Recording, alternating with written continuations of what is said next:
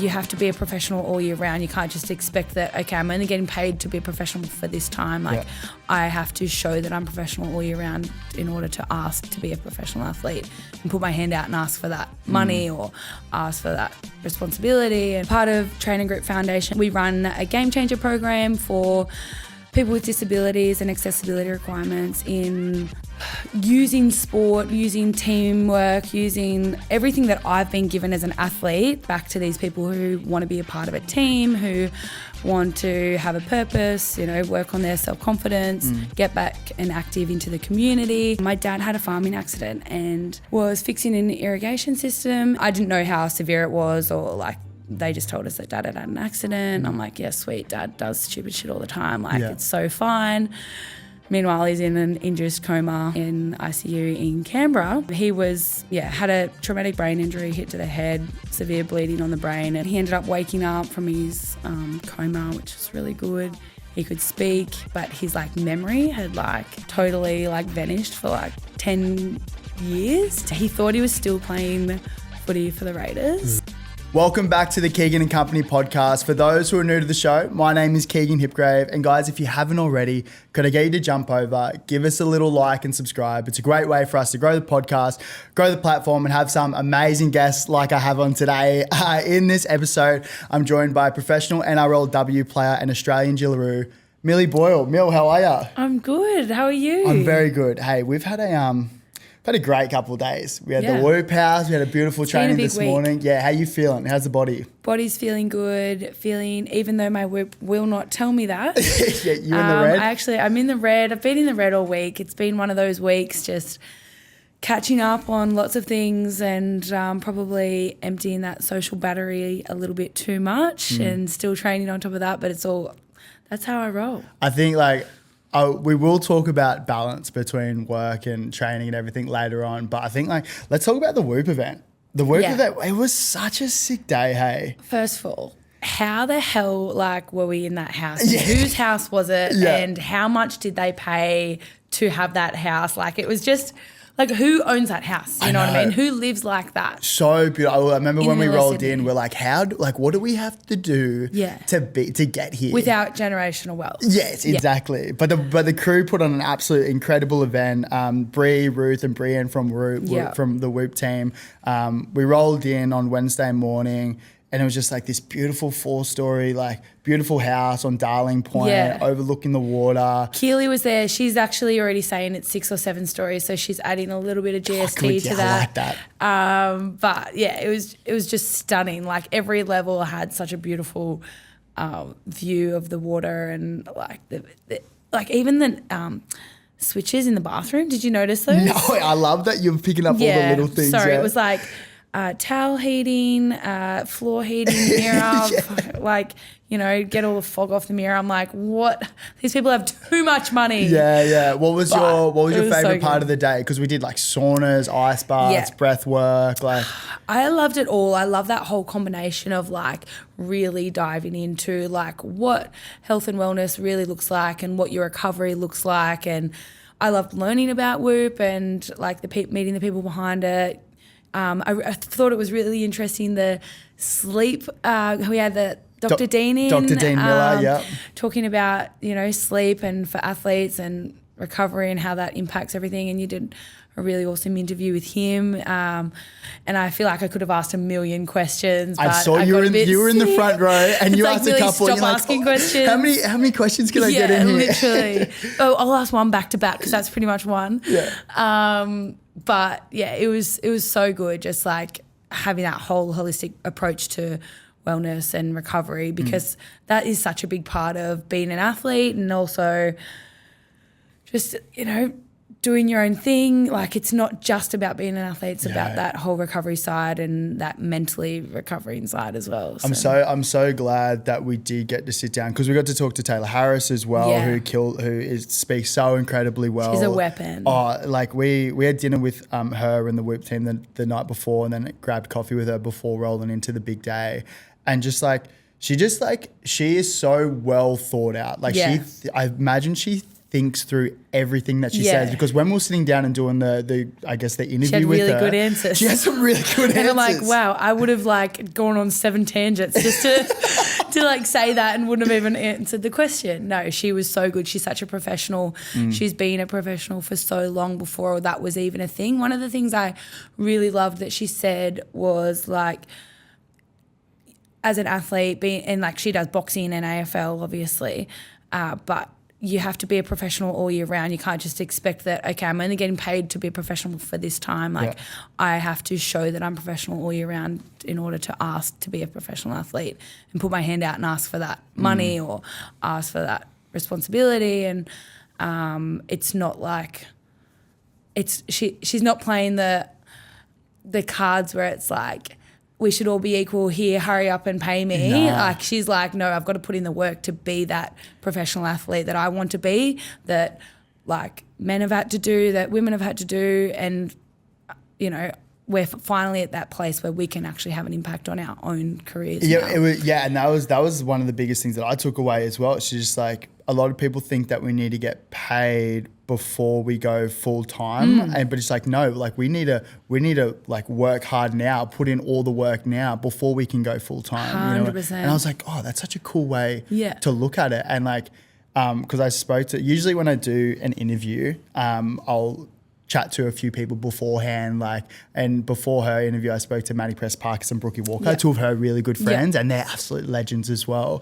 And I was like, oh, like just getting some background. And they're like, the thing about Tay is that she's just so professional and so meticulous in like all of her like recovery, performance. And we spoke about it in the chat, but she was talking about, because she just had her shoulder done as well, and she just like, oh, I'm going to go overseas. I'm going out to the Middle East in Doha to one of the best specialists. I was like, well, hang on, let's just rewind a little bit, because that's like not everyone's doing that. Right? Like I'm definitely not doing that when I was playing footy. Yeah, I know. It's so cool. Like making the most of all your opportunities, like getting to travel a little bit. I was chatting to her about it, and like whenever do you get the chance to go on a little trip, go overseas, but also tying in your rehab and your you know, bettering yourself as an athlete, like not only for her, like she's such a cool athlete that she gets to do a team sport, not gets to do, she chooses to be professional at a team sport, but also an individual sport, which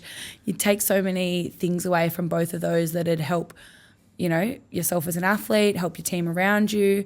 Obviously you rely so much on your support staff, your S&Cs, your strength and conditioning, your gym and your coaches in your individual sport, because they're like your teammates, and then you take that with you into your team sport. Would you ever play any other sports? Go one-on-one with Tayla in the ring? Look, for the right price. You might, for the right price. love Tay. Look, we could probably put something on, Code War. Is there no limit? Is there no limit reaching out? But surely. I could do a 10-kilo weight cut, sure. Hey, she did talk about cutting weight and how wild that is. Honestly, that would be the hardest thing. Like for us that love our food as well. I don't know how like our friend's a jockey, Tommy's a jockey, and he's like, yeah, got to go lose 2 kilos before this race. I'm like, you're already 50 kilos wringing wet. Like, what have you got to lose? I reckon I could probably find a few kilos to lose. I definitely could, but it would be tough. And then not only on your body, but like mentally, and then you like put it almost back on straight after the weigh-in, and so interesting. Like I would love to like dive deeper into what goes through their heads when they're like doing those cuts, and how like much that plays like it would, but it would though 100%. Would you play if you weren't playing NRLW? What sport do you reckon you would go down? Because you've played rugby sevens before. Rugby, I played a lot of 15s. I played some sevens like through school, but like that's just so much running, man. Those girls are so fit. Like, you're not doing AFLW because they're doing big clicks. They're running a lot too. I don't know. I think I need more run collision to break it up. Yeah. I played a lot of 15s. Rugby.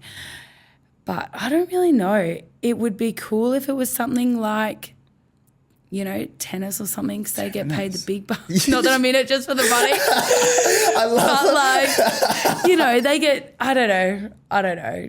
I really don't know. I don't know what I would do if I wasn't playing footy. I've always just been so naturally drawn to footy through my family, and it's just been something that we've done. But we've always played like sport, every type of sport growing up. I did a lot of swimming. Yeah. I even played squash at one point. Like I was shocking, but like played hockey, did whatever I could do down home. Yeah. That's we're so fortunate because I was very similar, like being able to play multiple sports. Like I think there's something in that, being able to play a variety of different sports growing up, because then like I don't know, you kind of figure out like what you're good at, what you're not good at, even like little like coordination 100%. And little things as a kid, don't you reckon? And like just because you're good at one sport does not mean you're good at another, but like your ticker can take you a little bit further than others. But like yeah, it definitely humbles you when you're doing other sports and you suck at them. Like I hate that. Like how'd you going back, like rewinding the clock, how did you get into rugby league? Like why was rugby league the sport? Was it just big in the area? So my dad played footy for the Raiders back in the day, went over to the Super League, and you know, all of his great friends and the people we grew up with were all around footy, and my brother played. I'm one of 5 kids, and it was like, yep, just because like I've got one brother, 3 little sisters, but like I was the second oldest, so Morgan played, and then I played as well. It was just the norm. Like started playing when I was 5 for the under 6s, and then just played all the way up until I could play. And then started playing rugby union because that was the only really thing that was available, which I'm so lucky that there actually was something there. I was going to say, did it stop for you at a certain age, like 12s or 15s or something? Yeah, stopped at 12. Just thought that was it for me. Like I thought like maybe if I could show, because I was always like a bigger girl like for my age group, so I did quite well, you know. And I thought, I've told this story a couple of times, but like my dad coached my brother's team, and I thought, okay, if I can prove to dad that like I can play in my brother's team, like maybe there's a shot for me in rugby league. And I was playing under 12s, and then I think maybe under 10s, and then dad asked me, like they were short for my brother's team, so I needed to play up one day. So I was against Tathra. Wouldn't have been Adam, he would have been the year above, which is crazy. But I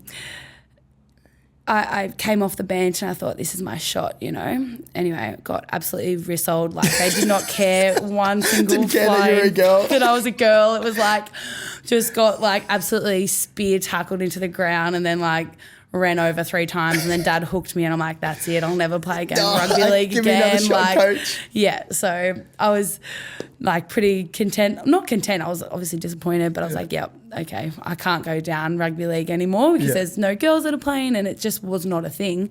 Then I got to high school, and I had a coach who was like obsessed with rugby union. I had no idea what it was. Like obviously growing up as a rugby league family, like you would know, like it just wasn't a thing. It's just it's one or the other. Yeah.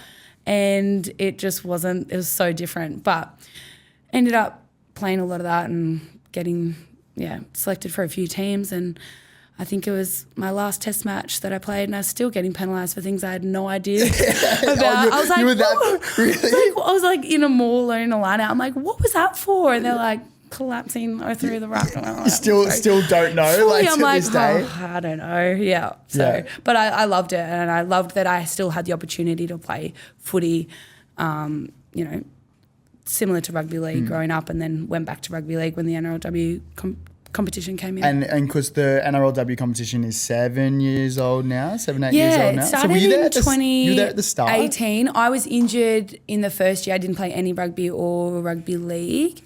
2018 it came in. I started in 2019. I played in the Super W, which was a rugby union similar style, and then in the NRLW, one was at the start of the year, one was at the end of the year. And you've had a pretty incredible career since it started, like playing for your state, got to play for your country. Is there a standout moment that it's still like, oh, I can't believe we actually got to do that? Yeah, I think it's all pretty surreal. Like my first year back into rugby league was pretty cool. Like I was playing rugby union still. I was playing for Burleigh Bears. I was just like playing as much footy as I could, like going from one training to the next, like sometimes getting the ball stripped off me too easily and then like placing the ball back. Like, you know, it was just too much kind of crossover. And then I ended up getting selected for New South Wales while I was still playing like rugby and in the middle of test. Like it was like you could never do it now, but like because it wasn't as, we weren't contracted. It was just like you got selected. So there was a lot of more opportunity and like a lot more, you know, you could spread your wings a little bit more. But that was like pretty cool playing in my first Origin game in 2019 at North Sydney Oval. Like it was like over 10,000 people there, and I remember thinking like, what the hell? All these people are here to come and watch us. Like that was so surreal because that had never really happened for, you know, I don't know about all of women's sport, but for rugby league and you know, I played rugby union and there's not really much of a following in Australia, so you'd usually point your mum out in the crowd when you ran it. So like that was really cool. But even like the standalone women's Origin, like what you girls pull? You put like 20,000, 15,000, 20,000 last year? Like 17 or 18,000 at Townsville, similar at Canberra. And I'm like, these are places, they're hard to get to, you know, in the middle of winter. So, yeah, pretty cool that it's growing at the rate it is. Like, it was so cool to be a part of. And, it's so wild. And even to think, like, what do you think about that conversation around, you know, I hear both sides of it. It's like the girls that, like, would you rather play before the men's or would you rather have the standalone game? Because I hear arguments for both. Like, is there one that you prefer?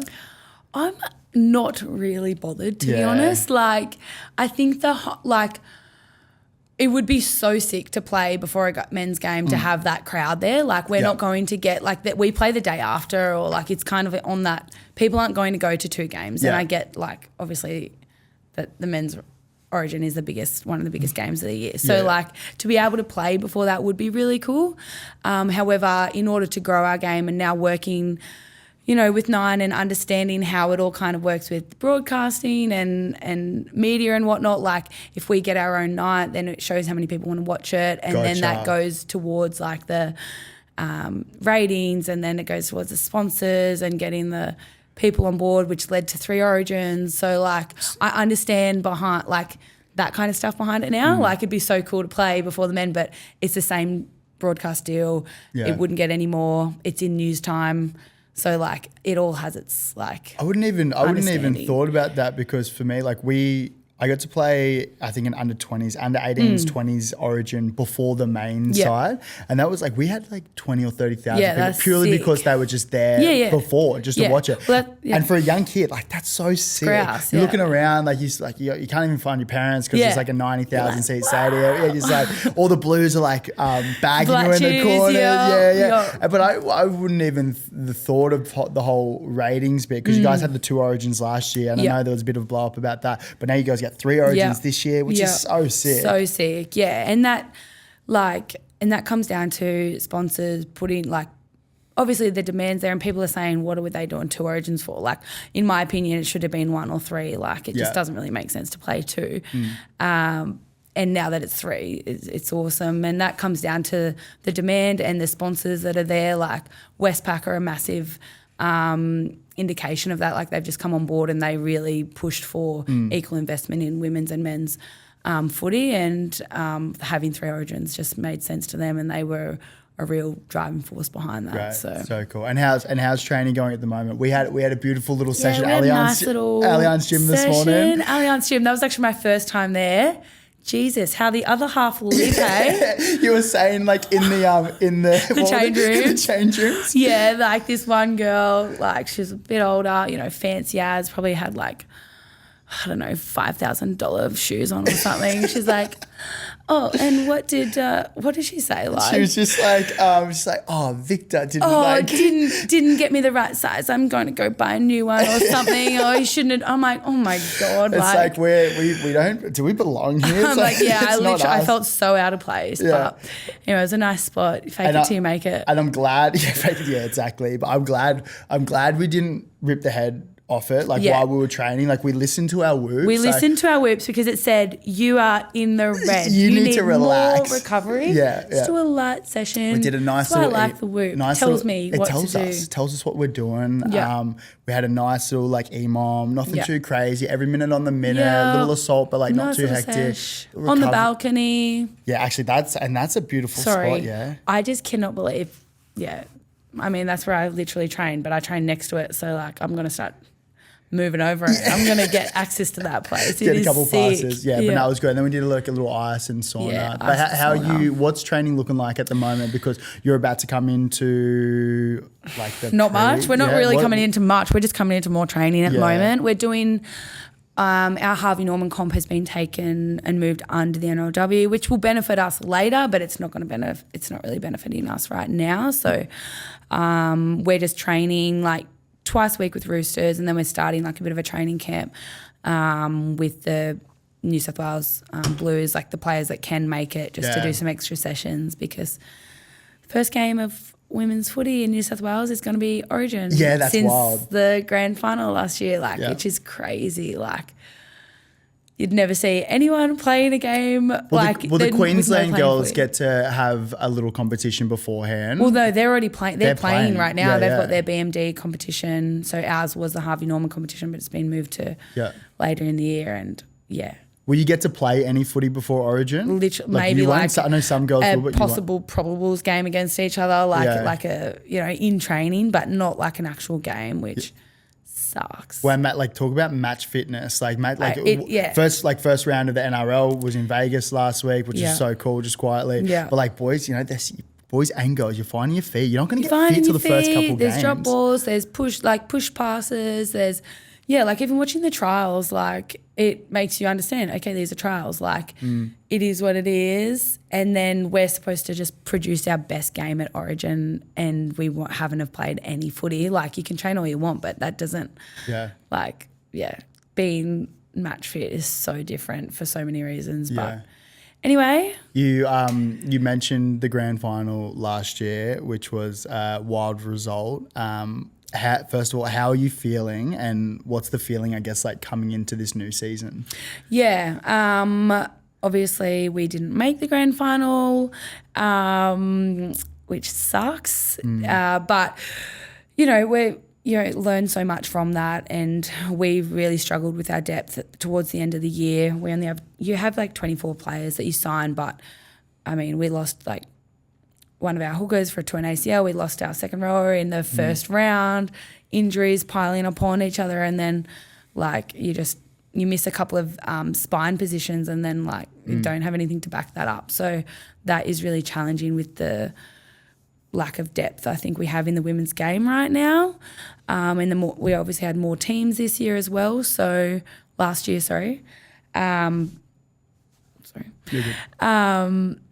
But yeah, looking to just build on that this year and just train more and upskill everyone. And now that we've got these multi-year contracts, it's a lot better as well that we can actually join as a team. The teams have chopped and changed so much up until now, but I think we've retained like 20 or 22 of our like team, which is so good that we can actually build on that. But your team looks like, and I know and tell me if I'm wrong, but your team looks like you have so much fun. Like I came into the captain's run last year, and you girls are like kicking the ball at each other. Like Keely with her like red butt game.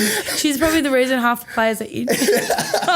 But it looks like, but that's going to be such a fun thing. Like you were talking before, like yourself, Keely and Liv, Koenig are all going to live together. Yeah. Like that must be so nice having a good crew together. It is so good. Like we have so much fun. Everyone really gets along. Like, and I'm not just pissing in everyone's pocket, but everyone just has like, it's just such a good vibe, and our coach does so well to create like an environment where everyone learns a lot but also has a lot of fun and doesn't take it too seriously, but switches on when they need to. And we have some really good people as well and great athletes as well. It's just about playing your best footy when you absolutely need to. So obviously our seasons are so like, you can go well all season, then you lose one game and it's like, see ya. It's happened when I was at the Broncos against the Roosters. It's happened last year. Like, just happens. And longer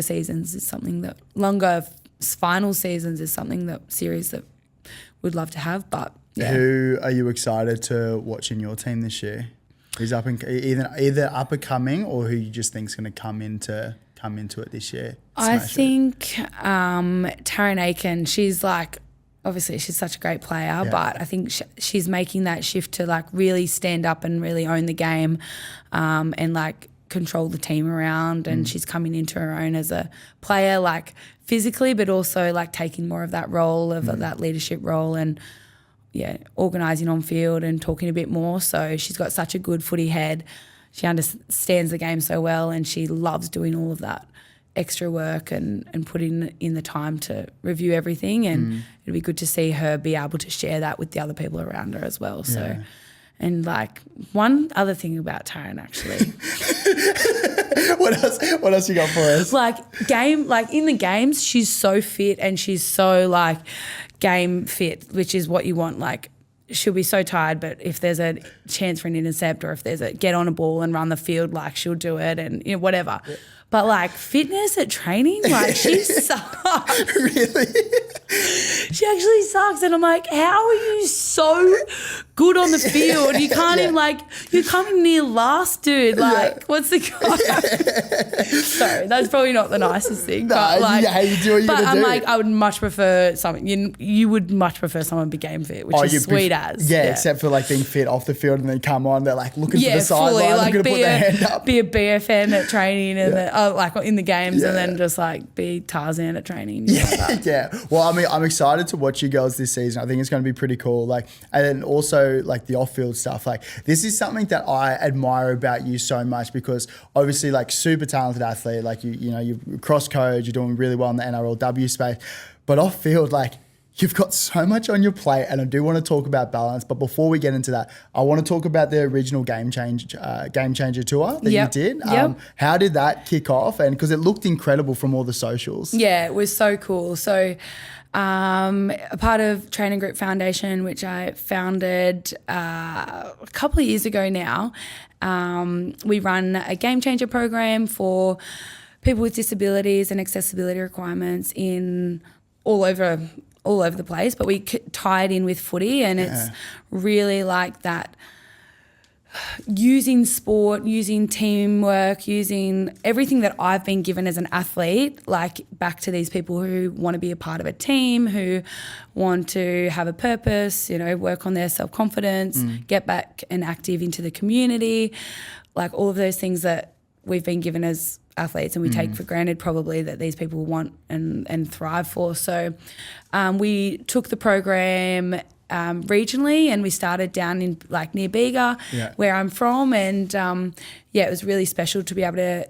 not only put those programs on in regional areas, but also for take some of my really good friends and teammates who also co-facilitated the programs with me. So who jumped on with you? We had Kezi Apps down in our South Coast programs, Keely Davis, Emma Tonagato, and Olivia Koenig up north. So it was really cool that we could like go through these different regions, and started down south, went out west, and then up north as well. So that's so cool. It was so cool. Like, it was unreal. You talked about Westpac before, and this is something that we talked about off air earlier in the week. It's like, for a lot of these families, it's hard to have to access these types of programs or these types of activities, given the NDIS funding, and especially older participants who are over 18, because their funding gets cut. It only came NDIS only came in even 9 years ago or something like that. You think of like everyone who's had a disability forever, like they haven't been on the NDIS and it hasn't been available for them, or like you said, it gets cut, or they don't use the right funding, and it's like a maze. I know because I've been involved with Whatability, so I have somewhat of an understanding of navigating that space, and it's incredible. Yeah. Right? But like 1 in 5 Australians live with a disability, and the funding there, it's so hard to access it. But the cool thing what yourself and Westpac did was Westpac came involved and made the event completely free for everyone to come, which is incredible. It was so cool. So all participants, all support workers, family members, friends could attend the workshops with like zero cost. They got a learning resource out of it. They got a footy to take home. They got, a program run by athletes and facilitators who are educated in that space. And,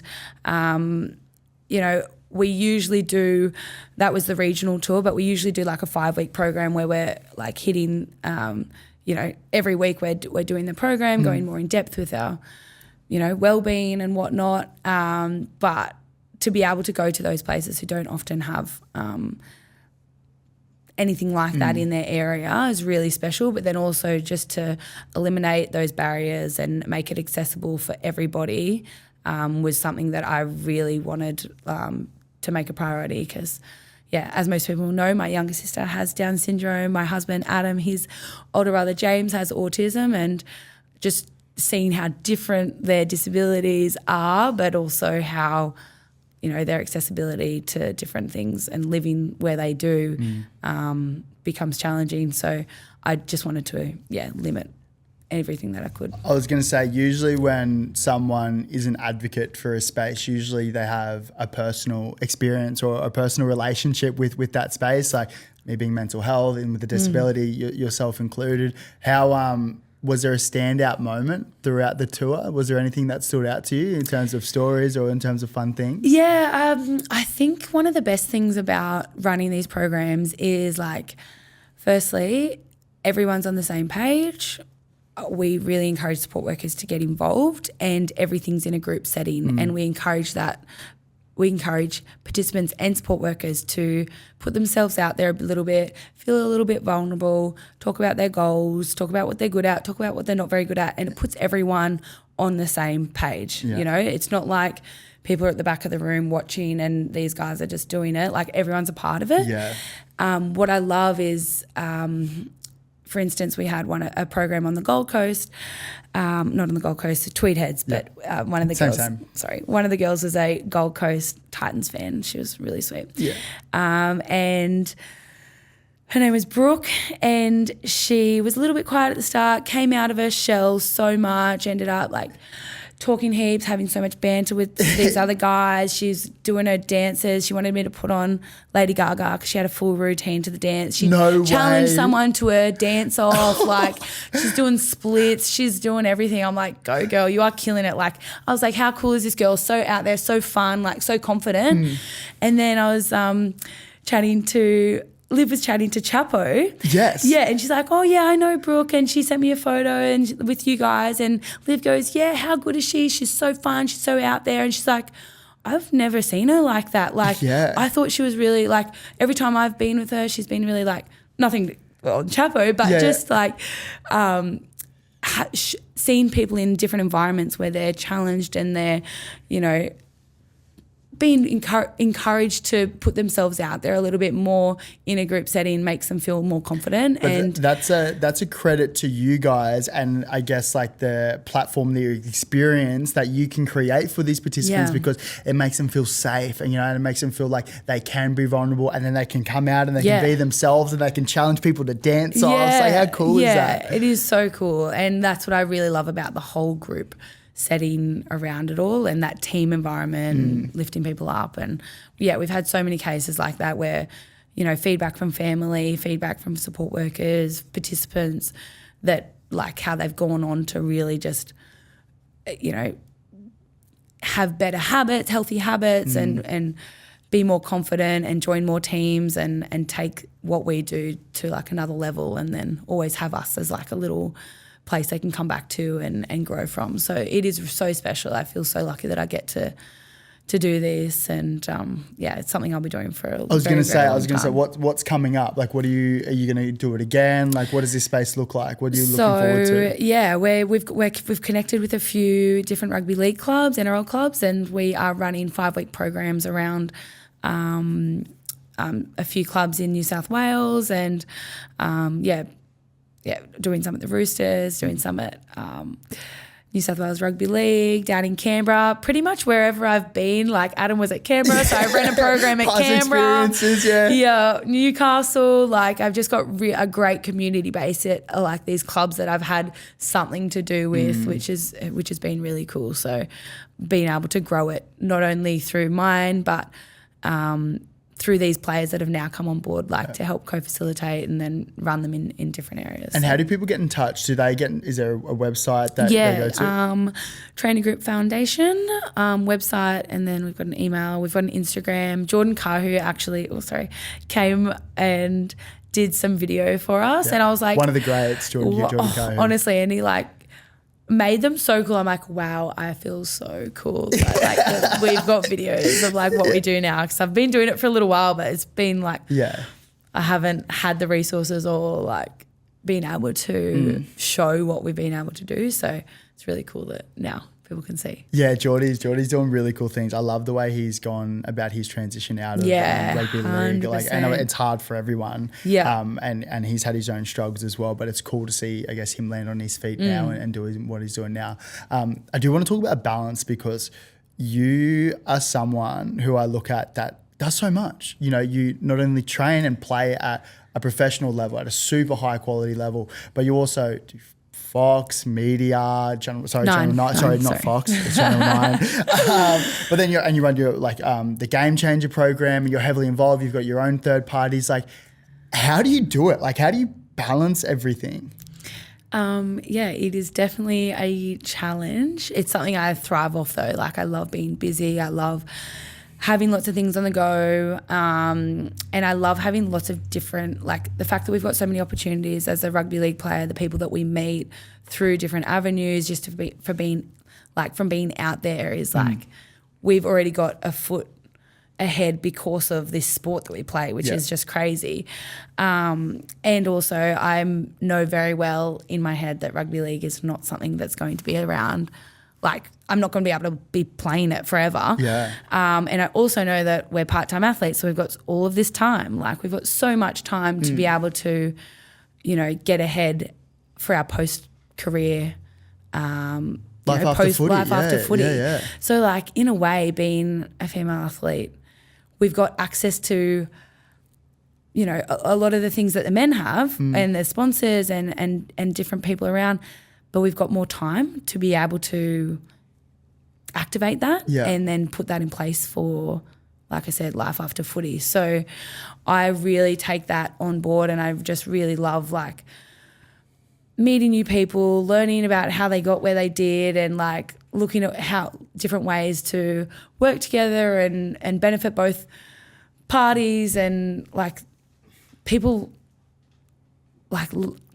want to see what it's like to be an athlete. People love the introductions where they can, whether it's like tickets to a game, meeting people, whether it's like introducing them to people, and then vice versa. Like, I just think it's a really cool space that we're in, and we wouldn't have that opportunity if it weren't for rugby league. So it's like, but it's so cool that you get it so early on in your career. Like, I didn't get that when I was like when we were growing up. Like, I didn't understand that this is something that's beneficial. And the cool thing is that like you're passing that down to all the young girls that are coming through. Like, I had a really great call with Olivia Koenig before jumping on this chat, and she's just like, Millie's just so, she's like, Liv has so much respect for her. She's the best. I got so much love for Liv. She's honestly the best. She's like, Mill's just so inspirational. Like, she's just so like always doing something. What's next? Like, always looking for opportunities, but then also bringing people along. And you're so, I don't know, you're so willing to pass on this information. Like, you're not gatekeeping anything at all. Like, and I think it's obviously a credit to you, like to be able to do that and pass it on to the younger crew coming through. Yeah, no, it's so cool. And like, I just think like there are so many more opportunities now that they were a few years ago. There's going to be even more in a few years' time. And if you're smart, like, you can really take them and benefit yourself and others around you. Liv is such a legend. Like, obviously we played together at the Roosters last year, and we played Origin together. But even just by the week that we spent together when she came in on tour and we did the Game Changer tour, like, it was just so cool spending that time with her and really getting to know her on another level. Like, even though you're teammates, there's always something more that you can you can always be closer. And I kind of see ourselves as quite similar,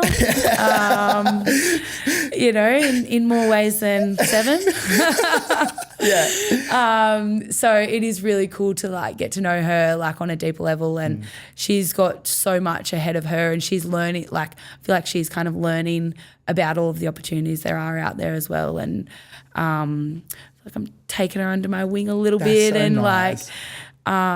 just show that there's so much more out there than just footy, but also footy is like the best ever. How cool is that though? Like, and that's my favorite thing about footy, I think, is like the people you meet along the way. Yeah. Like some of my dearest and best friends have come from football, not just in the team, but like through relationships you make. Like even we were talking at the Whoop event, it's just like, how cool is this that we get to hang around like not only like the best athletes in each coat, but also like the best people. I know. And I think what I'm starting to learn, or not even starting to learn, I've known for a little while now, is like good things happen to good people. 100%. And people who are like, I don't know, just good people, and be like, come along for the ride. Like, let's just have a little look. Don't you think? Do you think about that? Absolutely, yeah. Good, like, shit happens, but good will come back to good people. Like, I totally believe in that. And if you're doing good, like, if you're doing good for yourself, for the people around you, for your team, for work, whatever it may be, like, it'll come back and it'll get you when you need it. I'm a big believer in that. Like, if you're radiating that, if that's what you're putting out there, like, you're going to see that as well, rather than just like, this is shit, or I'm a victim. Kicking stones. I hate that. I honestly hate that. Like, I'm like, well, change it. If something's not good, change it, because you know what? Everyone gets dealt a shit hand once in a while. Like, just bloody do your best. Talking about shit hands, this is a mental health and sport podcast, and I'm very grateful to have you on. And I guess the whole reason why we wanted to create this was because I think growing up for me, everyone who I looked up to, they were all athletes, you know, like, and if they were doing anything, then, you know, that's what I wanted to be doing. Like when, like Corey Parker, like I heard that he bought his first house at 18 and debuted at 18. I was like, oh, well, like, well, duh. I guess like, I was like, well, if he can do, like, that's what I want to do. Yeah. So I always thought, like, I guess now, like, coming into the mental health space and the psychological space, it's like, well, if athletes who we all look up to, if they can be seen talking about their own struggles and vulnerability, then it makes it okay for the rest of us. 100%. You know what I mean? Yeah. And like I said, I am grateful to have you on, but I think when we were talking about having you on, I think a good place to start is with your dad, because I know I played footy with your older brother Morgan. Yes. And so I do. I know, we actually go way back. We go way back. Titans days. That was like, that was like another lifetime ago. But I'd like to start with, firstly, what happened? What happened with your old man, and if you are comfortable talking about that. So, long story short, because it is a long story, and I often say that, and then it ends up being long anyway. But grew up, one of 5 kids on the farm down in just outside of Cobargo, cute little town. Little country town on a farm. I think I was 12 at the time, and my brother was 14, and the rest of us were like, you know, two years. Anyway, my dad had a farming accident and was fixing an irrigation system, and it either hit him in the head or he fell off while fixing it. Like, they're not like an irrigation. So I don't know what an like irrigation it's like a is. big like it's a big like watering kind, like fertilizing and watering thing that it moves around. Anyway, it hit him or he fell off. And he had severe impact to the head and bleeding from the brain. It was a cold day, which actually saved him from dying straight away, which is good. It was a day in September, and he had a beanie on. So 2 good things already off the back. And he was by himself at the time. Yeah. So my pop noticed that the cows weren't being milked, and I've jumped into this story, but he's a dairy farmer. He's a farmer, Dairy farmer. Anyway, my pop noticed that the cows weren't being milked, went and had a look for my dad, and found him, pretty much brown bread. How long after? Oh, maybe like a couple of hours, But found him on the motorbike, and then obviously they don't have phones or anything like that, so go to the closest neighbour, call an ambo. So he ended up getting an ambulance and had to get airlifted to Canberra. He was obviously unconscious. Pretty sure like they told Morgan to like say goodbye to him, which is pretty like hectic. Like at the time, he would have been 14. Morgan was there, but we were actually at our athletics carnival when it happened. Dad wanted to take us up, and I'm like, no way, Dad, you're not taking us. We want to go shopping and stuff. You'll just go up and back in the same day. Yeah. Anyway, so this has happened on the day we're supposed to have this athletics carnival. So we were already in Canberra. I didn't know how severe it was, or like they just told us that Dad had had an accident. I'm like, yeah, sweet, Dad does stupid shit all the time. Like it's so fine. Meanwhile, he's in an induced coma in ICU in Canberra. Anyway, I think it's still all sweet, and I go to my athletics carnival the next day because I'd been training, that was what I was doing. Young athlete coming through. And didn't realise how severe it was until everyone at the athletics carnival was like, I'm so sorry to hear about your dad. I'm like, he's not dead, like what's going on? And then I like turned up to the hospital, and every single person I knew was in the waiting room, and pretty. So that's kind of when it hits. It's like might be a little bit more serious than we thought. Yeah, I'm like, what's everyone doing here? Anyway, so he was, had a traumatic brain injury, hit to the head, severe bleeding on the brain, and they didn't know whether he would wake up, whether he would be able to speak, walk, like spinal. They just had no idea. So fast forward a little bit, he ended up waking up from his coma, which was really good. He could speak, but his like memory had like totally like vanished for like that 10 years, 10, 15 years. 10 years prior. Yeah. He thought he was still playing footy for the Raiders. Really? So funny. He's like, I wish we had have documented like all of the stuff that happened, because it was actually insane, but we were just in fear the whole time. It wasn't really a thing that. And grateful that he came out of the country as well. Fully. Yeah. So it was such a roller coaster of like, I'm downplaying how fucked it was. What was the time like? Because I imagine there would probably be a time in the hospital when all your family's there. Like how do you react in that time in the hospital? Yeah, I mean, we were still very like, I still had no doubt in my mind that like, no, my dad's sweet. He's just, he needs to get better. I was still very young, and they obviously filled us with a lot of false hope, but like it worked. Yeah. So very hard though. As it went on longer, it probably got harder because he wasn't the person that he was, and he still had to do all this rehab to get back to where he was, like walking and talking, and his memory, and he had post-traumatic amnesia, which is like, it was like 50 First Dates. Have you seen that movie? Like every day you wake up, you just like no idea what's going on, who I was, who his family was. Like he didn't know. Yeah, he'd think that I was a nurse one day, and then he'd think that like, and he wouldn't even know all this stuff now. Like he's made an amazing recovery now, but like at the time, and like for the years afterwards, it was a crazy. And I know you're playing it down, but that I couldn't imagine like your dad, like, and obviously had a big injury, but like doesn't remember his family, doesn't remember you. I thought you were a nurse. Like that's got to be so hard, Mill. Yeah. Like that's got to be tough. No, it was so hard. Obviously having a big family as well, like it just became our norm. Mum spent so much time at the hospital, and then he ended up getting moved to Sydney as well. So like we were 5 hours away from the hospital. So we all had to still go to school. I remember like packing lunches for my sisters, like going to school. Morgan would be doing all the stuff on the farm to get everyone, make sure everything was working. I'd do all the indoor stuff. Like it really does mature you at a rate that's a lot faster than the average 12, 13-year-old. So your mum would be with your dad in the hospital in Sydney, and then you, I guess, would be like raising the kids while Boyley's, your brother, is doing the farm. Doing the farm, yeah. Far out. Yeah, so hectic. And how long did that go on for? He was in hospital for like, definitely in for like 5 months of like just solid hospital, and then like back and forth like a lot.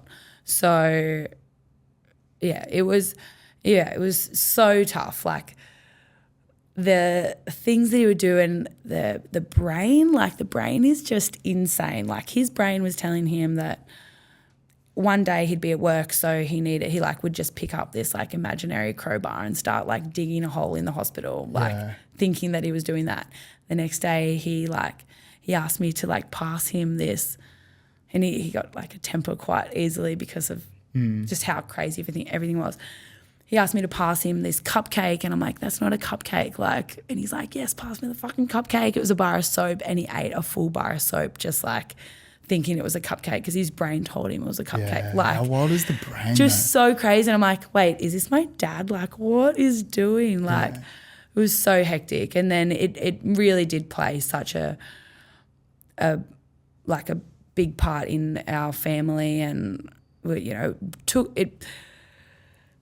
it took us apart for such a long time physically, and then emotionally as well. And then he ended up coming home. He had like I said, a lot of depression,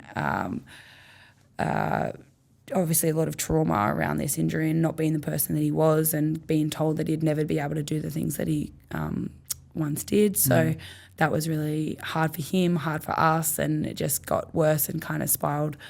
My parents ended up breaking up from it, and sold the family farm, and did the whole mum, dad living separately, and the kids and everything. So that was really tough. My younger sister was 4 when that all happened. So yeah, it's been really tough for everyone in a different way because they've all been at different kind of stages of their life. So yeah, it was really challenging. Mill, thanks. Thank you so much for sharing. Like it's honestly incredible. And I know it's hard. I know it's hard to talk about it. And I do think that there'll be probably not so many people in a similar situation because your dad's got a very unique story, but even like the separation bit, going through struggling times, what are the biggest things that you took away from that experience? Because I look at you as someone now who doesn't really sweat the little things. Like after going through something that's so hard, what would be the biggest thing that you took away from it? Yeah, I mean, definitely I do not sweat the little things because not that you've got to think there's always something worse happening, but there genuinely is. So scale it into how relevant is this for right now, for this week, and I guess this year, is it going to have an effect? But for me, and through that time, which is probably why I have always loved footy so much and always continued to play it even when it wasn't really a popular thing. It's always made me a lot closer to Dad because of footy. It's been something we've always bonded over and connected over, and it was not going to lie, a struggle for 10 years post his accident. I meet people even now who have had TBIs through my program, just jumping back on all that, but seeing how they are now and almost giving them a bit of hope of how it can get better if they're new to having a TBI, because obviously it's a disability to an extent if it does, intellectually and physically, it can be anything, but I don't think my dad had enough hope at that stage, because the doctors and nurses just kind of tell you black and white how it is, but he is doing so well. You would honestly not even know that. I was going to say, how is he now? Yeah, so good, absolutely thriving, doing so much better than before even, which is crazy. He's a butcher, he runs the butcher shop in town, still got the farm, just loving life. He's so good, loves his footy, loves everything, and talk to him all the time. And also, how's the relationship with your dad now? Yeah. Obviously very tricky 10 years. How is it now? Yeah, so good.